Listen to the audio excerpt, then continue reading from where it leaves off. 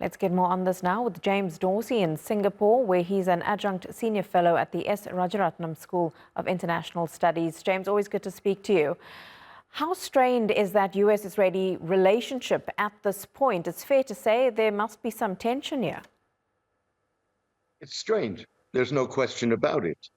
What the question is, what is the United States going to do about it? And I think at this point, very little. We're in the run-up to the elections, and I think you've also got to keep in mind that the Lebanon war, in many ways, is a very different war from the Gaza war. In Gaza was the product of Hamas's October 7 attack, which was the product of 6 decades of Israeli policy, the occupation of the of Palestinian lands and refusal to recognize Palestinian national rights. In the case of Lebanon, Hezbollah voluntarily started to attack Israel in solidarity and support of the Palestinians. That's a very different ballgame. And in that sense, and this is not to justify anything that the Israelis are doing, but nonetheless, in that sense, there is merit to the Israeli argument that they, for the last year, have been patient. On the other hand, that's what is happening now is putting the Middle East as such at risk and is not going to increase Israel's security, even if it's trying to redress and reshape circumstances on its borders. Why then does Israel not just agree to this 21-day ceasefire that's been proposed by the US and backed by many Western allies?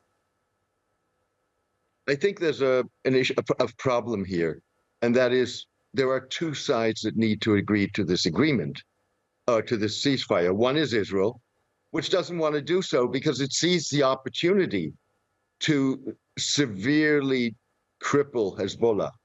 But the other side of the coin is that we don't know if Hezbollah would agree to the ceasefire. The implication of the ceasefire is that you separate the conflict in Gaza from the conflict in Lebanon. Hezbollah has clearly linked that from day one. If it were to agree to a delinking by accepting a 21-day ceasefire independent of what happens in Gaza, in effect is admitting defeat. How has Hezbollah's structure been affected by these ongoing attacks? Because, of course, it's not just what we're seeing play out today. This is from 10 days ago when the pager explosions, the walkie-talkies went off, and then, of course, the assassination of Fuad Shukr on the Friday following that. So there have been multiple instances here that have possibly left Hezbollah trying to scramble in terms of strategy and what to do because of these attacks? The answer is, I don't think we know. There's no question that Hezbollah has suffered some really serious body blows. With other words, the exploding communications devices, which raises questions about its whole communications infrastructure, the targeted assassination of multiple senior military commanders, including the command of one of its most elite units, and of course these carpet bombings supposedly targeting Hezbollah weapons arsenals. We've seen Hezbollah respond with missile attacks, so clearly there is some degree of its command and control which still stands over end.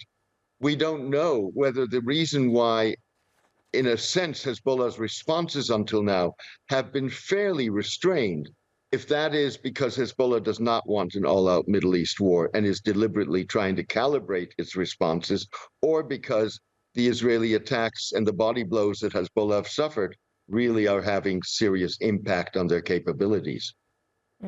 Absolutely. James Dorsey, it's really good to get your analysis. Appreciate your time. Thank you very much. Thank you for having me, as always.